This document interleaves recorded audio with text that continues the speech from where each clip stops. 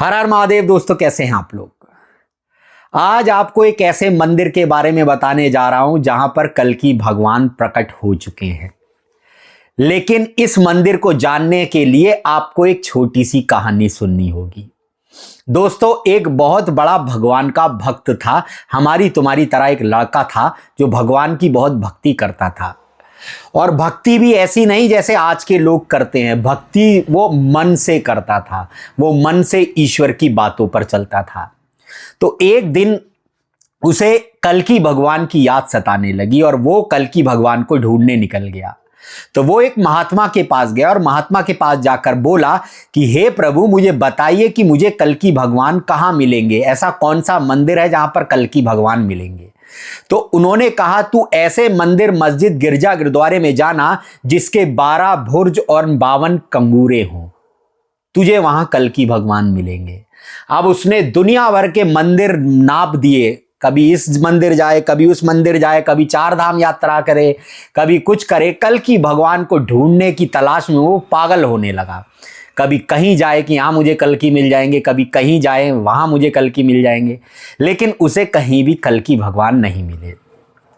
तब वो बड़ा गुस्से में होकर फिर से उस महात्मा के पास आया और बोला कि हे महात्मा, तुम तो कह रहे थे कि मुझे कल्कि भगवान मिलेंगे, मुझे तो कल्कि भगवान का एक अंश मात्र भी नहीं मिला। तो उन्होंने कहा कि तू कहीं पत्थर मिट्टी के बने हुए मंदिर मस्जिदों में तो नहीं चला गया। उसने कहा हाँ। उन्होंने कहा उसके 12 बुर्ज और 52 कंगूरे थे। उन्होंने कहा ये क्या होता है, ये मेरी समझ नहीं आया। तो उन्होंने कहा कि 12 बुर्ज, बुर्ज कहते हैं जोड़ को, यानी जोड़। जैसे आपके 3 इस हाथ के, 3 इस हाथ के, 3 इस पैर के और 3 इस पैर के, 3 और 3 6, 6 और 6 12। ये 12 बुर्ज पर, 12 जोड़ों पर आपका मंदिर, मस्जिद, गिरजा, गुरुद्वारा खड़ा है। उस महात्मा ने कहा ये 12 बुर्ज पर तेरा मंदिर, मस्जिद, गिरजा, गुरुद्वारा खड़ा है। और 52 कंगूरे, यानी कंगूरे कहते हैं निर्जीव चीज को, 20 नाखून और 32 दांत, ये 52 कंगूरे तेरे अंदर है। तो ये 12 बुर्ज और 52 कंगूरे से बना तेरा जो शरीर है, यही भगवान का मंदिर है और कल्कि इसी के अंदर वास करते हैं। कल्कि तुझे कहीं बाहर नहीं मिलेंगे। तो उसने कहा कि मैं कैसे देखूं मेरे अंदर कल्कि भगवान है या नहीं।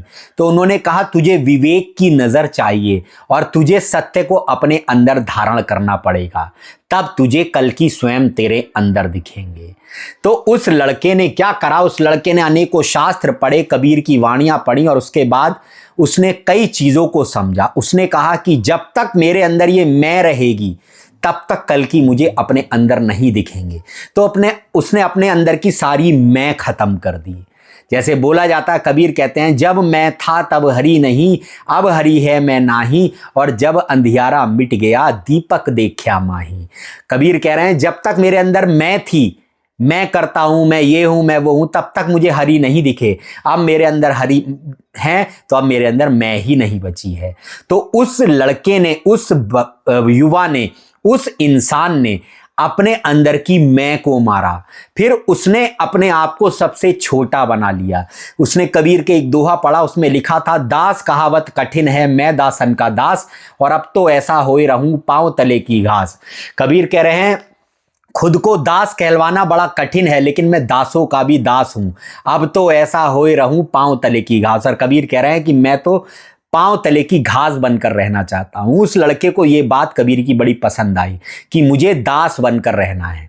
आज आप देखिए बड़े बड़े संत महात्मा, मैं की लड़ाई चल रही है, नेताओं में मैं की लड़ाई चल रही कि मैं बलवान, मैं बलवान। इसीलिए जिसके अंदर मैं है वो भगवान को बाहर ढूंढता है, लेकिन जिसके अंदर मैं खत्म हो गई है वो कल्कि को अपने अंदर ढूंढता है।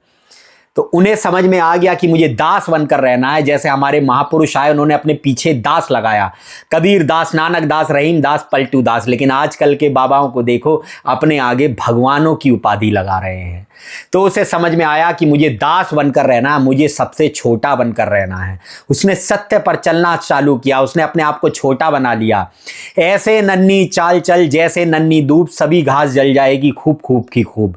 वो समझ गया। वो एक दिन जा रहा था, उनने कहा, उसने ग्राउंड में घास देखी, धूप की घास। उसने कहा जब आंधी तूफान आएंगे तो ये बड़े बड़े पेड़ गिर जाएंगे, लेकिन ये धूप की घास नहीं गिरेगी, मुझे इस धूप की घास की तरह ही बनना है। तभी उसके अंदर कल्कि भगवान ने जन्म ले लिया। दोस्तों, कल्कि भगवान कहीं और नहीं आएंगे, किसी मंदिर में नहीं आएंगे।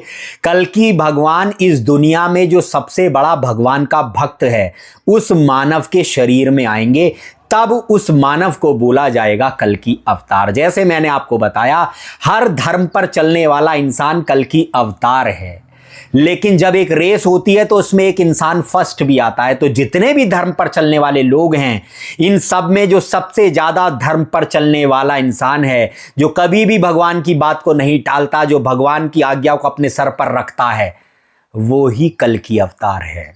लेकिन ये कल्कि अवतार अभी तुम्हारे सामने नहीं आएगा। ये कल्कि अवतार तुम्हारे सामने भी होगा, घूमेगा फिरेगा, लेकिन तुम इसे पहचान नहीं पाओगे। इस कल्कि अवतार का दुनिया के सामने आने का वक्त है वर्ल्ड वॉर। जब ये दुनिया त्राही त्राही कर रही होगी, तब दुनिया को जो एक सूत्र में बांधेगा वही कल्कि अवतार होगा, और वो मानव तभी प्रकट होगा। कल्कि वो निराकार शक्ति है, लेकिन उसे अपना ज्ञान देने के लिए इंसान चाहिए। इंसान की भाषा इंसान समझ सकता है, इसीलिए कल्कि भगवान एक भक्त को चुनेंगे जिसके अंदर बैठकर वो कार्य करेंगे। अब वो भक्त कोई भी हो सकता है, वो आप भी हो सकते हैं, बशर्ते आप कितना धर्म पर चलते हैं। बोला जाता है, हरेर नामेव नामेव नामेव मम जीवनम कलौ नास्ते नास्ते नास्ते गतर अन्यथा। भगवान कह रहे हैं, हर नाम ही मेरा जीवन है। जो कलयुग को नष्ट करेगा, नष्ट करेगा, नष्ट करेगा, दूसरा कोई ऐसा नहीं कर सकता। यानी जिसके अंदर हरि बसे हुए हैं, मैं उसी के अंदर रहता हूं, वही मेरा जीवन है। तो भक्त और भगवान का चोली दामन का साथ होता है, भक्त ही भगवान बन जाता है। तो कल्कि अवतार कोई और नहीं होगा, इस दुनिया का सबसे बड़ा जो भक्त होगा वही भगवान बन जाएगा, वही कल्कि अवतार होगा। लेकिन अपने अंदर सत्य को धारण करना ये कोई मजाक बात नहीं है। सत्य को धारण तो अनेक लोग करेंगे, लेकिन जब कल्कि सत्य को धारण करेगा, उसके सामने इतनी चुनौतियां आएंगी, उसको तोड़ा जाएगा, मरोड़ा जाएगा, लेकिन तब भी वो अपने सत्य को नहीं छोड़ेगा। वो इंसान कल्कि अवतार बन जाएगा। जैसे बोला जाता है, ये इश्क नहीं आसान, बस इतना समझ लीजिए, एक आग का दरिया है और डूब कर जाना है।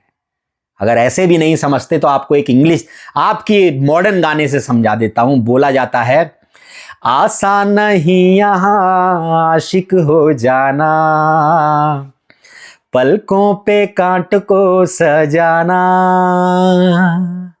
आशिक को मिलती हैं गम की सौगातें, सबको ना मिलता ये खजाना। कह रहे आसान नहीं है आशिक हो जाना कल्कि का, पलकों पे कांटों को सजाना पड़ेगा। आशिक को मिलेंगी गम की सौगातें, सबको ये खजाना नहीं मिलेगा।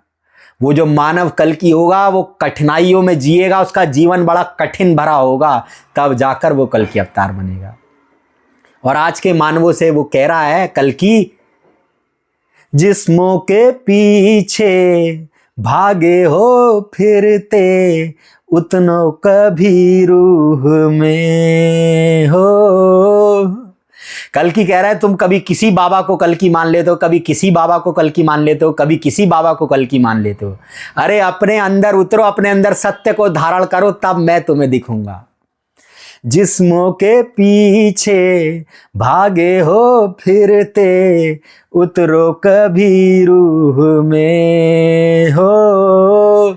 होता क्या कल्कि क्या आशिकी है, होगी खबर तब तुम्हें हो। तो भाई, इस दुनिया के सारे गाने आत्मा और परमात्मा के लिए बने, जीव और परमात्मा के लिए बने। हम बस बशर्ते लड़के लड़कियों पे ले जाते हैं और लड़कियां लड़कों पे ले जाती हैं। तो मैं सबको यही बताना चाहता हूं मेरे भाइयों, कि कल्कि अवतार एक इंसान है, पर वो दुनिया का सबसे बड़ा भक्त होगा और वही कल्कि बन जाएगा। और वो दुनिया को बताएगा कि मानवों को कल्कि कभी मत मानना, कि मैं भी केवल उसके ज्ञान को देने का संदेश वाहक हूं। असल में कल्कि वो ईश्वर है जो कभी जिसका कोई आकार नहीं है। वो मानव को कल्कि ने चुना ही इसलिए है क्योंकि वो अपनी बड़ाई नहीं कराएगा, वो उसकी बड़ाई करेगा। और भाइयों, जो मैं वीडियोस बना रहा हूं आजकल, कुछ वीडियोस ऊपर नीचे हो जाते हैं लोगों को समझाने के लिए, क्योंकि मेरा काम केवल बुजुर्गों को और युवाओं को समझाने का नहीं है, मेरा काम आजकल के बिगड़े हुए बच्चों को भी समझाने का है। तो उन्हें समझाने के लिए मुझे कुछ वीडियोस को ऊपर नीचे करना पड़ता है। इसमें ये ना सोचे कि अब ये कैसे वीडियोस बना रहा है, क्योंकि भाइयों मुझे सबकी रगों में धर्म को भरना है, ये मेरा काम है। तो क्षमा करें अगर कहीं गलती हुई हो तो। और बाकी कहना चाहूँगा, वीडियो को लाइक करें, चैनल को सब्सक्राइब करें, चैनल को सपोर्ट करें। हर हर महादेव।